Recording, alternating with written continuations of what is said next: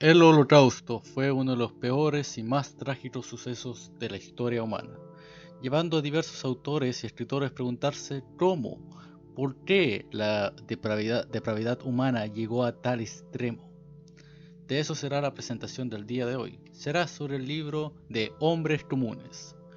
Cómo hombres comunes, como personas cotidianas llevaron a cabo un genocidio, un holocausto. Cómo tú eres capaz de participar en ello. Para citar al autor, claramente, la redacción de una historia así requiere el rechazo de la demonización.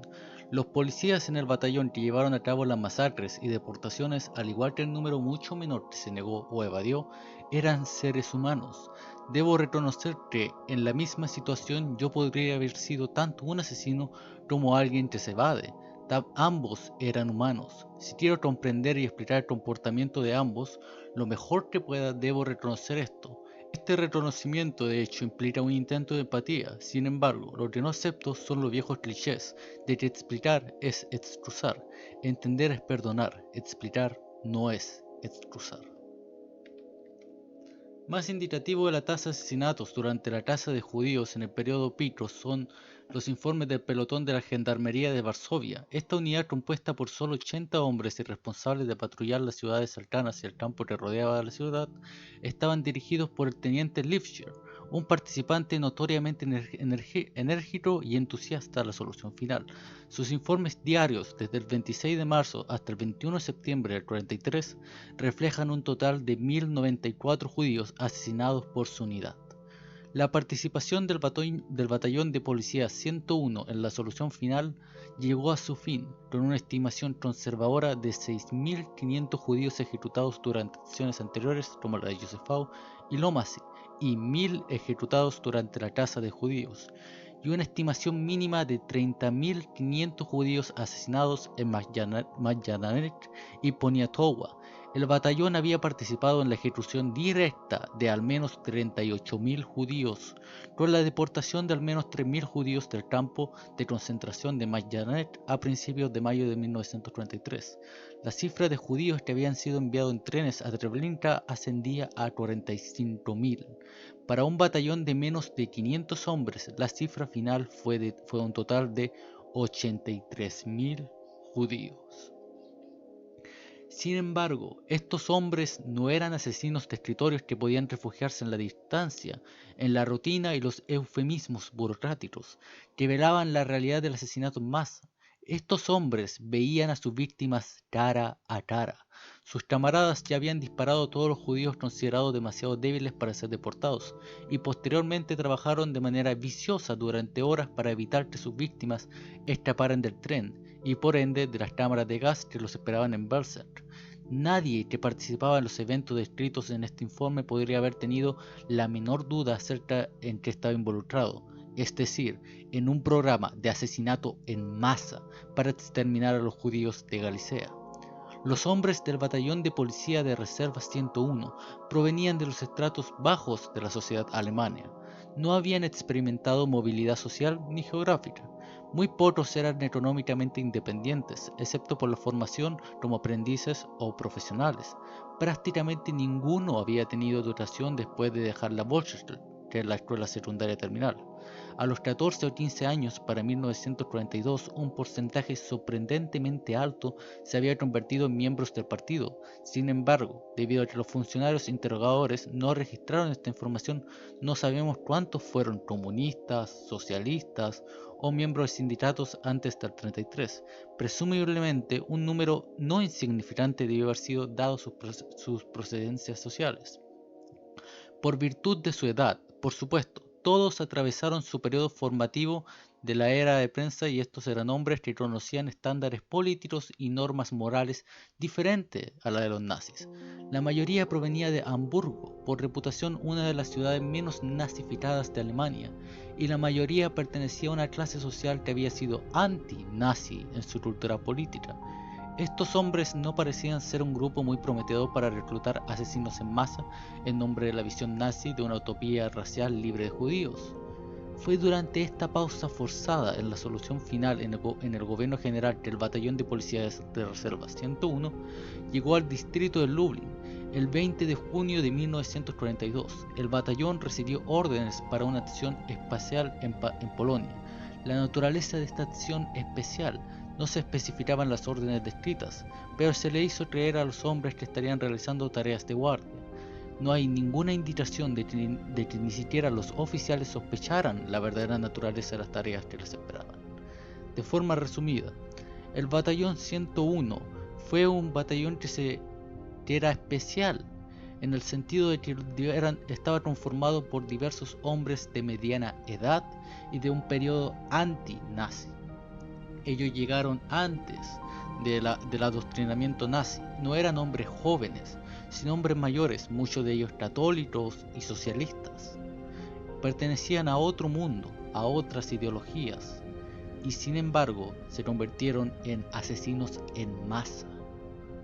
Hombres que no se puede explicar a través del resentimiento social, que no se puede explicar a través de la ideología, no, sino que eran hombres comunes como tú y yo, y que sin embargo se convirtieron en asesinos en masa. En efecto, el malestar de Trapp no era un secreto para nadie. En la plaza de mercado un policía recordó haber escuchado a Trapp decir, este es el oficial: «Oh Dios mío, ¿por qué me dieron estas órdenes?», mientras se ponía la mano en el corazón. Otro policía lo vio en la escuela. Hoy aún puedo ver exactamente ante mis ojos al mayor Trapp allí en la habitación, caminando de un lado a otro con la mano detrás de la espalda. Daba la impresión de estar abatido y me habló. Dijo algo así como: «Hombre, este tipo de trabajos no me convienen, pero las órdenes son órdenes». Algunos policías que no solicitaron ser liberados de los pelotones de fusilamiento buscaron otra forma de evadirse. Los suboficiales armados con ametralladoras debían encargarse de dar tiros de piedad, porque tanto por la emoción como intencionalmente, individuos de la policía disparaban al lado de sus víctimas. Otros habían tomado medidas evasivas anteriormente durante la operación de limpieza. Algunos hombres de la primera compañía se escondieron en el jardín del sacerdote católico hasta que temieron que se notara su ausencia. Al regresar a la plaza de mercado se subieron a un camión que iba a recoger a los judíos de un pueblo cercano para tener una excusa de estar ausente ante la ejecución. Otros rondaban por la plaza del mercado porque no querían reunir judíos durante la búsqueda. Walter Niehaus, un antiguo representante de venta de cigarros de Remstadt, fue emparejado con una mujer mayor y en la primera ronda, después de dispararle a la mujer mayor, fui con Tony y le dije que no podía llevar a cabo más ejecuciones, no tenía que participar en los disparos más, mis nervios estaban totalmente destrozados después de este único tiroteo. Para su primera víctima, a August Zorn, le asignaron un nombre muy anciano. Zorn recordó que su víctima anciana no podía o no quería seguir el ritmo de sus compatriotas, porque se caía repetidamente y simplemente se quedaba allí. Regularmente tenía que levantarlo y arrastrarlo hacia adelante. Así solo llegué al lugar de la ejecución cuando mis compañeros ya habían disparado a sus judíos. Al ver a sus compatriotas que habían sido disparados, mi judío se arrojó al suelo y se quedó allí tendido. Entonces cargué mi carabina y le disparé en la parte posterior de la cabeza. Debido a que ya estaba muy alterado por el trato cruel a los judíos, estaba completamente aturdido y disparé demasiado alto. Posterior del cráneo de mi judío fue arrancada y se expuso el cerebro. Partes del cráneo volaron hacia la cara del sargento Steinmetz, y esto fue motivo suficiente para mí a regresar al camión, ir al primer sargento y pedir mi liberación. Me había puesto tan enfermo que simplemente no podía más, y luego fui relevado por el primer sargento.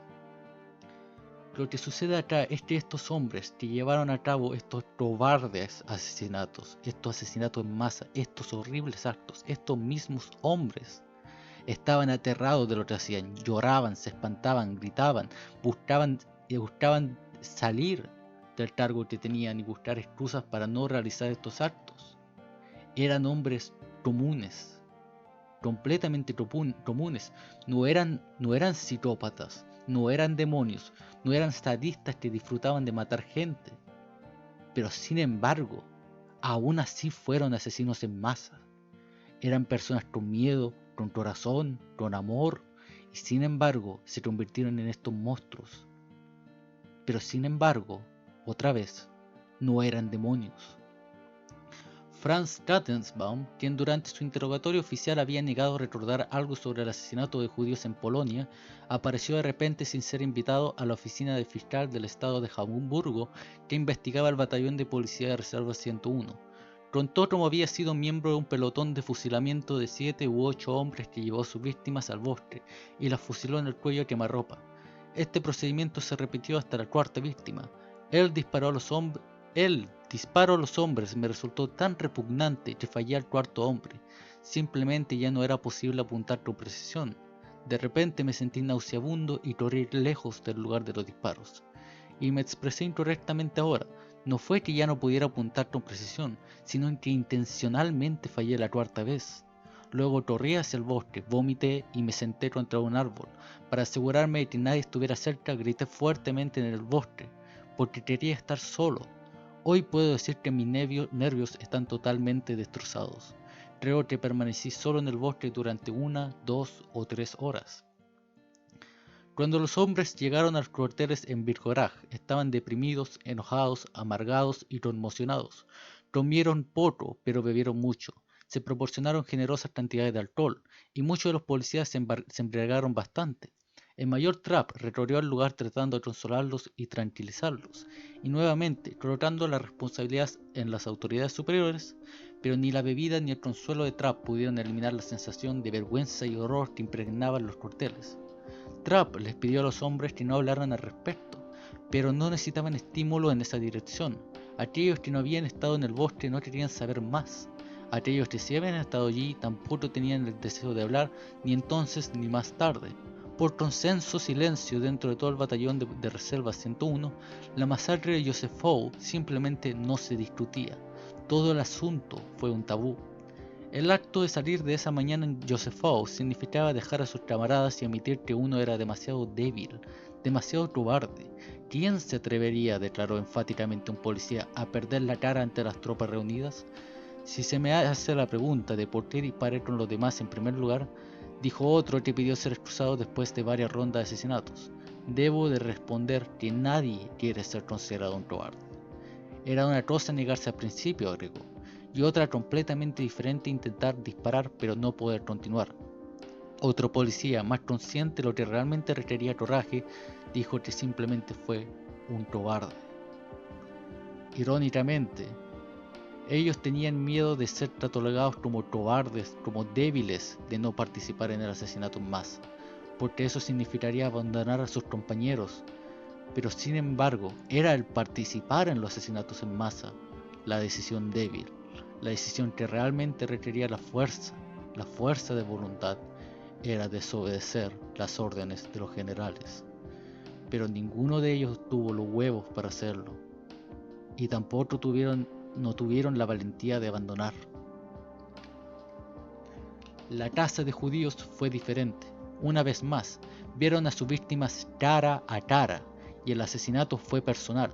Más importante aún, cada policía individual tenía una vez más un considerable grado de elección.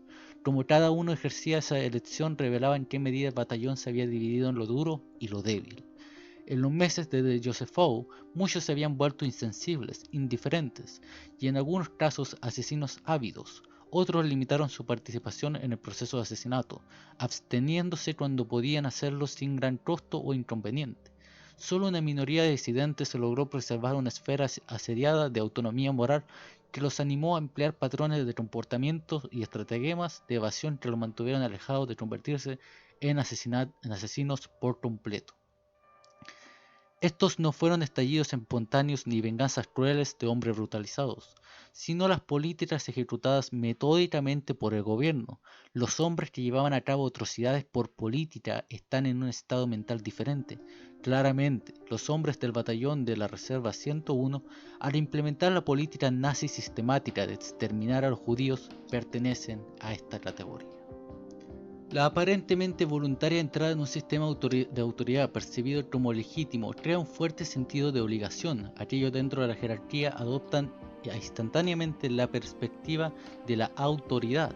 Las nociones de lealtad, deber, disciplina, que requieren un rendimiento competente a los ojos de la autoridad, se convierten en imperativos morales que anulan cualquier identificación con la víctima. Individuos normales entran en un estado de agencia, en el que son el instrumento de la voluntad de otro.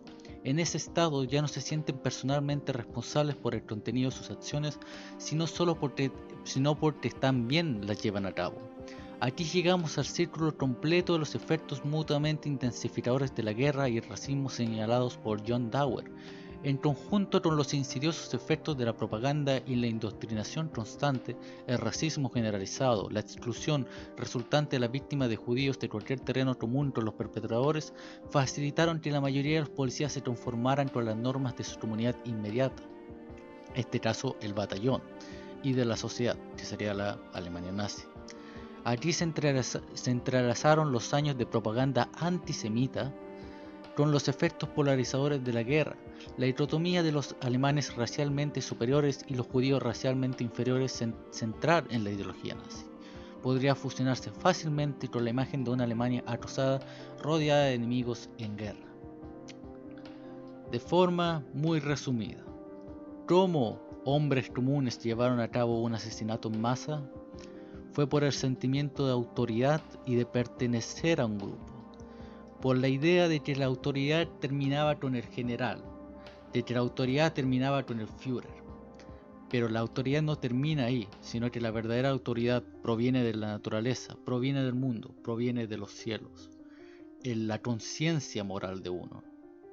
Ahí se encuentra la autoridad, aquello que es evidente a la razón humana, que le es inmediato, el conocimiento de la ley natural.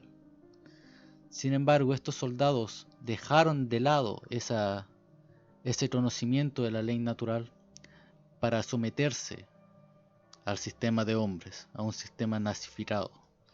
Y al hacerlo, perdieron completamente su sentido y su brújula. Y se convirtieron en asesinos en masa. Hombres comunes, hombres como tú, como yo, que simplemente tenían demasiado miedo, eran demasiado cobardes como para hacer lo que era moralmente correcto y prefirieron someterse a la sociedad y al Führer. Y eso es lo que debemos entrenar todos, entrenar nuestra voluntad y nuestro corazón. Para que no vuelva a pasar una tragedia semejante, hay que mirarnos a nosotros mismos y a nuestro corazón y a nuestra alma. Porque muy probablemente, si volviese a pasar las cosas, podríamos caer en lo mismo.